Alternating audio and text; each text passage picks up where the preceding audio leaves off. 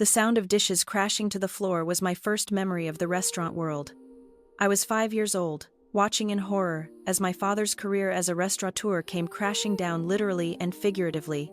That night, as he swept up broken plates and dreams, he told me something I'd never forget. "Evelyn," he said, "in this business, you either own the restaurant or the restaurant owns you." 25 years later, those words still echo in my mind as I stand in the kitchen of Luminescence, watching my staff prepare for another busy night. They don't know I own this place. None of them do, except for my lawyer and accountant. To everyone else, I'm just Evelyn Sterling, the quiet consultant who occasionally drops by to observe operations. My family? They think I'm a failed chef who couldn't hack it in culinary school. They're not entirely wrong about the culinary school part. I dropped out after 2 semesters. What they don't know is that I left because I was too busy buying my first failing restaurant and turning it around for a profit. "You're throwing your life away," Mom had said when I quit school. "Look at your sister, Victoria, graduating medical school with honors, making something of herself." Ah, Victoria, the golden child, the successful surgeon who could do no wrong. Every family dinner became a celebration of her latest achievement, while my presence was tolerated with thinly veiled disappointment. But I had a plan. While they thought I was floundering, I was building an empire, one restaurant at a time. I acquired failing establishments, revitalized them, and either sold them for profit or kept them in my growing portfolio. I operated through a maze of holding companies and LLCs, keeping my name off any public documents. In the restaurant industry, anonymity was power. Luminescence was my crown jewel. When it came on the market 3 years ago, my family was devastated. It had been their favorite restaurant for special occasions, birthdays, anniversaries, celebrations of Victoria's endless achievements. The previous owner, an old-school French chef, had run it into the ground with mismanagement and an outdated menu. I bought it through one of my companies, poured millions into renovations, and transformed it into the hottest reservation in the city. The irony of my family still dining here, never knowing it was mine, gave me a quiet satisfaction. "Miss Sterling," Henri, my general manager, approached with a tablet in hand. "The private party for tonight, the Sterling Group. They've requested some special arrangements." My stomach tightened. Tonight was Mom's 60th birthday celebration, organized by Victoria. Of course, I'd received the invitation 2 weeks ago, a reluctant inclusion that made it clear my presence was more obligation than desire. "What kind of arrangements?" I asked, though I already had a feeling I knew. "They've requested 20 seats at the main table, but—" Henri looked uncomfortable. "They've asked for an additional small table near the kitchen for 1 guest. They said it's for family who is, more comfortable with the staff."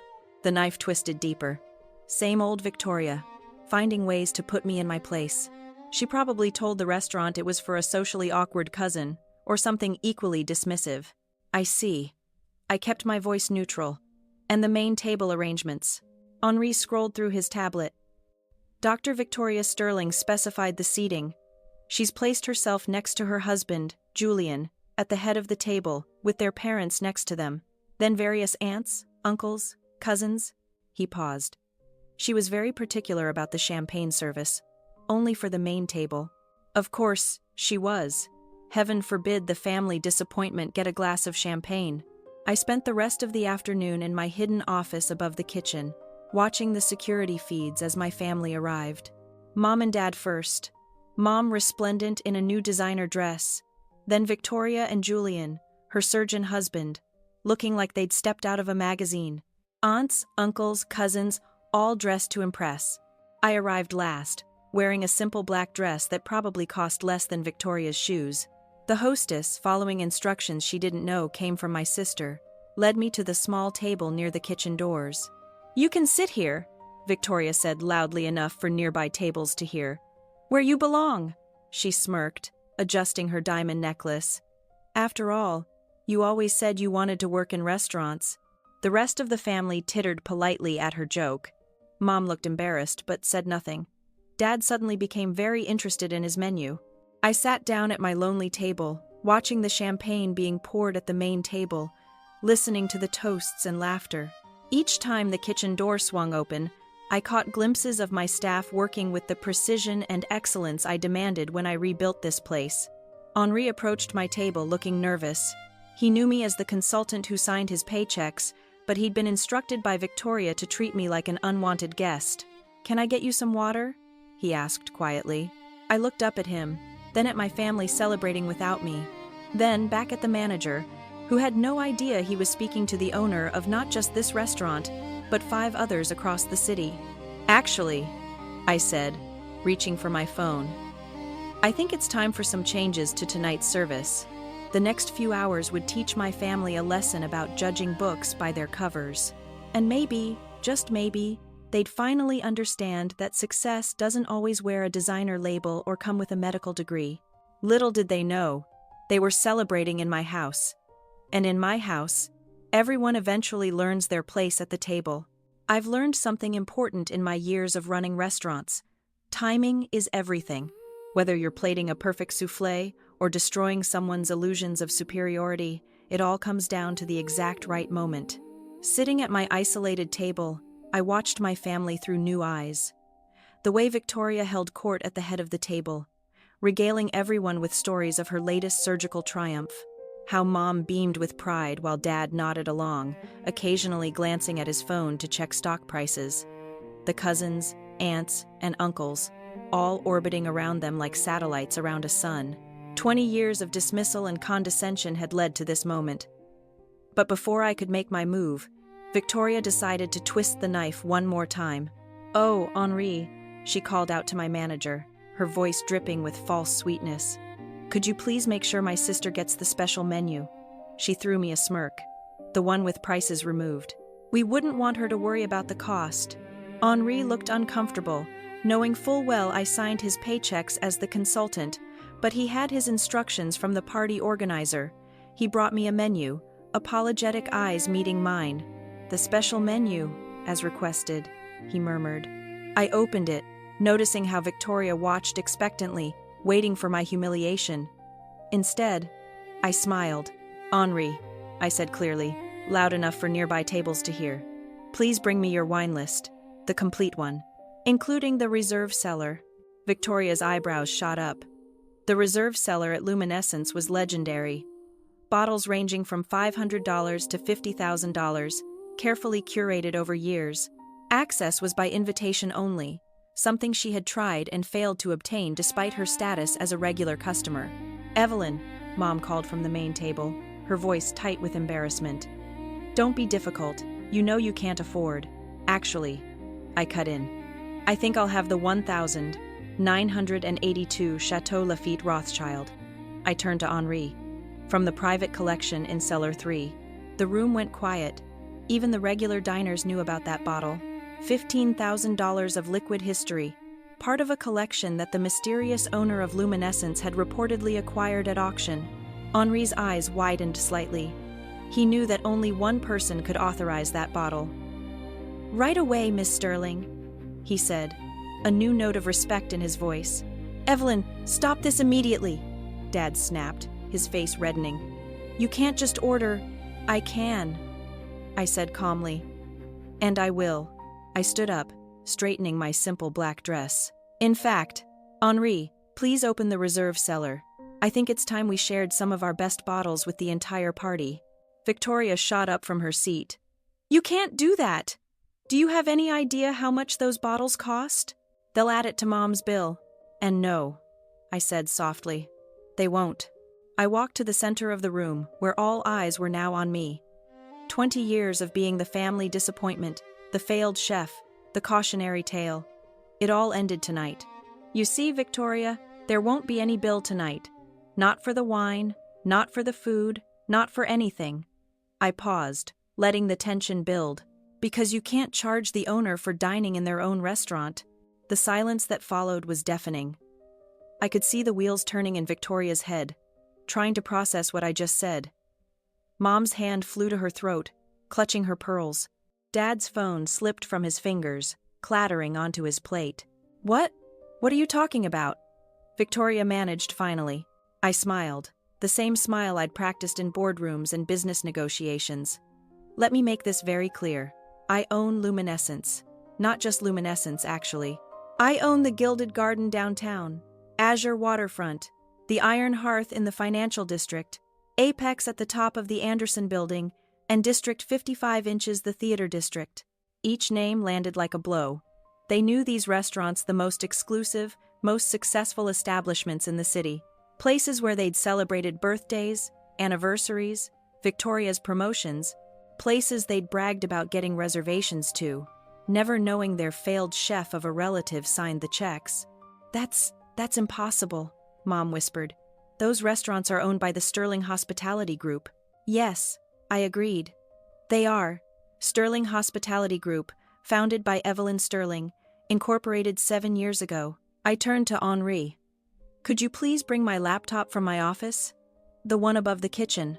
As Henri hurried off, I could see the reality starting to sink in for my family. Every dismissive comment, every condescending remark, every time they'd look down on my failure, it was all coming back to haunt them. But you dropped out of culinary school, Victoria sputtered. You couldn't even finish your training. I dropped out because I was too busy buying my first restaurant, I corrected her. A failing Italian place in the business district. Bought it for pennies on the dollar, turned it around in 6 months, sold it for triple the investment, used that money to buy 2 more failing restaurants. Rinse and repeat. Henri returned with my laptop. I opened it, logging into the restaurant systems with a few keystrokes. Every screen in the restaurant, the ones usually showing wine selections and daily specials, switched to display the Sterling Hospitality Group's holdings and financial statements. Current annual revenue across all properties, $35 million, I announced. Net profit last year, $12 million. Market value of the restaurant group, approximately $150 million. The numbers hit them like physical blows. I could see Dad, the former accountant, mouthing the figures in shock. Victoria had gone pale, her perfectly manicured hands gripping the edge of the table. All those times you seated me by the kitchen, I continued, my voice carrying in the hushed room. All those times you made jokes about my restaurant career. I was signing your checks. Every bottle of wine you ordered to impress your friends. Every special table you requested. Every time you dropped my name to get a reservation. You were trading on my reputation without even knowing it. The look on their faces was almost worth 20 years of condescension. Almost. But I wasn't done yet. Because timing, as I said, is everything. And I had saved my best course for last. The thing about revenge, like fine wine, is that it's best served at precisely the right temperature. Too cold and you lose the subtle notes. Too warm, and it overwhelms the palate. As I stood in my restaurant watching my family process the revelation of my success, I felt a strange sense of calm. The expensive bottle of wine arrived, and I gestured for Henri to pour glasses for everyone, even at my former lonely table by the kitchen. A toast, I said, lifting my glass. To assumptions, and to their consequences. Victoria remained frozen. Her perfect makeup couldn't hide the shock on her face. Mom kept opening and closing her mouth like a fish out of water.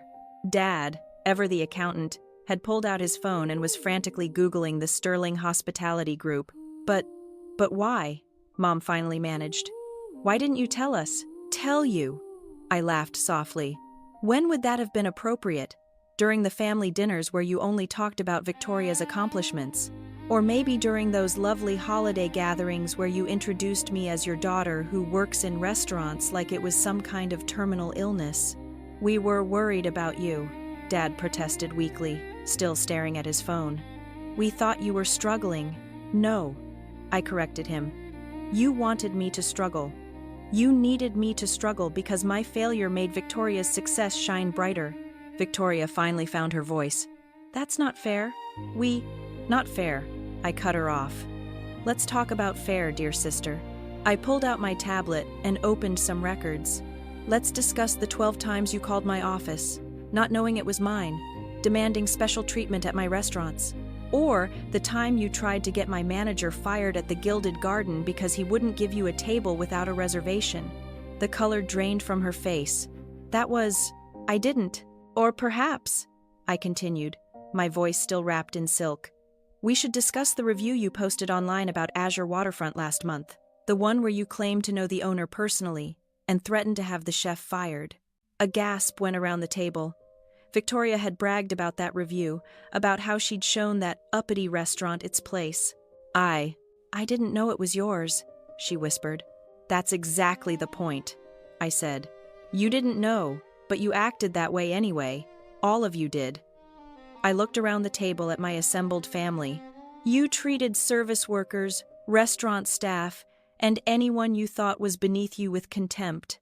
And all the while, you were dining in my establishments, enjoying my success, and benefiting from my hard work. I nodded to Henri, who disappeared into the kitchen. A moment later, he returned with a team of servers, each carrying folders. "Inside these folders," I announced, "you'll find some interesting documents, financial records of every meal you've enjoyed in my restaurants, every special favor you've requested, every time you've dropped my name or claimed connections to get what you wanted." The servers distributed the folders. Hands shaking, my relatives opened them. "You'll also find," I continued, "receipts for every Christmas bonus I've anonymously given to the staff you've berated, every tip I've added to make up for the ones you've skipped, every repair bill for the things you've broken during your entitled tantrums." Mom was crying now, mascara running down her cheeks.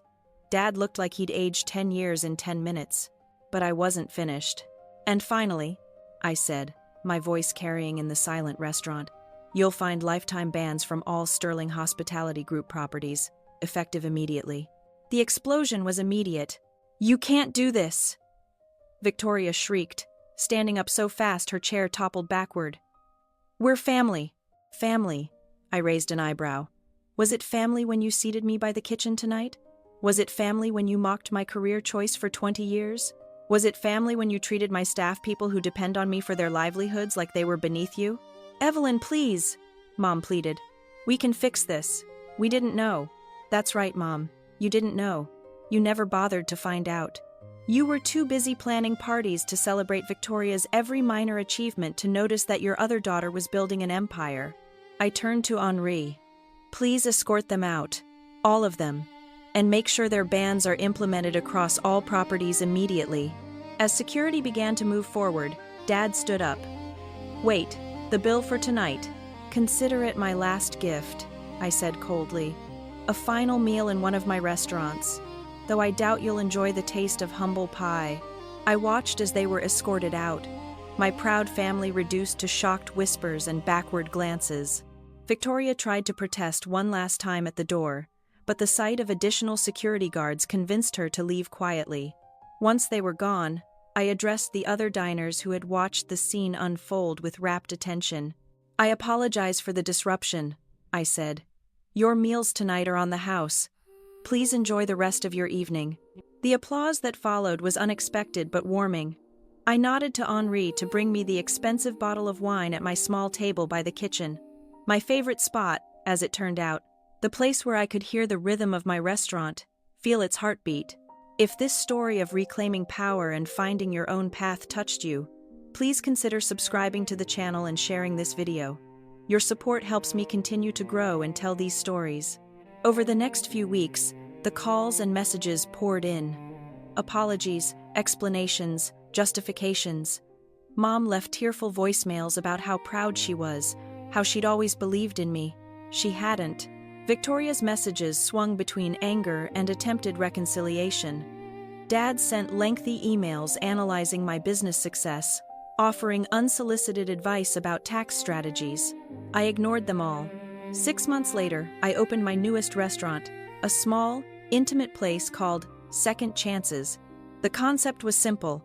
We hired people who needed a fresh start, trained them in the culinary arts, and gave them the opportunity I'd made for myself. On opening night, as I stood in the kitchen watching my new staff prepare for service, Henri appeared at my side. "Your family is outside," he said quietly. "Your sister made a reservation under a different name. They're asking to speak with you." I thought about it for a moment. Remembered the lonely girl at the table by the kitchen. Remembered the years of dismissal and doubt. Then I thought about the empire I'd built, the success I'd achieved, the lives I was changing. "Tell them," I said, tying on my apron and picking up a knife, "that the owner is busy cooking, and remind them about their lifetime ban." Henri smiled and headed out. I turned to my new staff, former addicts, ex-cons, abuse survivors, all getting their second chance. "All right, everyone," I called out. "Time to show the world what you can do. Remember what I always say." They joined in, voices strong and proud. "In this business, you either own the restaurant, or the restaurant owns you." I smiled, feeling the familiar heat of the kitchen, the energy of the circus about to begin. This was my empire, built on hard work, skill, and the determination to prove everyone wrong. And the best revenge wasn't serving it cold. It was serving it perfectly prepared, beautifully plated, and completely out of reach. The kitchen doors swung open, and another night of service began. In my restaurants, everyone eventually learns their place. Some just learn it the hard way. As for my family, they still try to get reservations at my restaurants, sometimes using different names, or having friends make bookings for them. Each time, they're politely turned away. Each time, they learn again that success, like the best meals, is sweetest when earned. They say you can't choose your family, but you can choose how you deal with them. I chose to build an empire they couldn't enter, create success they couldn't claim, and find happiness they couldn't diminish. And every night, I still sit at that table by the kitchen, drinking expensive wine and listening to the symphony of a well-run restaurant. It turns out the best seat in the house was the one they thought was a punishment. Sometimes revenge doesn't need to be cold. Sometimes it just needs to be served with perfect timing, impeccable presentation, and a side of lifetime ban.